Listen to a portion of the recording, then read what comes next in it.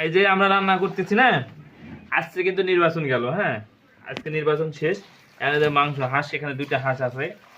এই যে আমরা রান্নাটা করতেছি, এই যে এত মতভেদ হয় বাংলাদেশে, ধর্ম নিয়ে মতভেদ, রাজনীতি নিয়ে মতভেদ। আসলে এখানে কিন্তু আমরা প্রায় 11 জন আছি। 11 জনের ভিতরে আমাদের 3 জন আছে মনে করেন যে অন্য সম্প্রদায়ের লোক, মানে সনাতনী সম্প্রদায়ের লোক আছে 3 জন। আমাদের ওরা একই সঙ্গে কিন্তু আমরা লেখাপড়া করছি। এই যে ধর্ম নিয়ে আমরা যেটা করি, বাড়াবাড়ি এই করি সেই করি অনেক জায়গায়, এগুলো কিন্তু আসলে ঠিক না। দেশ আমাদের সবার, বাংলাদেশ, সবাই মিলেমিশে থাকাটাই কিন্তু সবচেয়ে মানে বেটার বা সবচেয়ে সুন্দর। এটা কিন্তু সুন্দর মুহূর্ত। এখানে আমরা 11 জন আছি। আমরা যে সবাই যে এক জায়গায় ভোট দিচ্ছি সেটা কিন্তু না। আমরা কেউ বিভিন্ন জায়গাতেই ভোট দিছি, কিন্তু খাওয়া দাওয়াটা একসঙ্গে করতেছি। এটা আমাদের নিজের টাকা দিয়ে হাঁস কিনছি, 1750 টাকা দিয়ে 2টা হাঁস কিনে নিয়ে আসছি।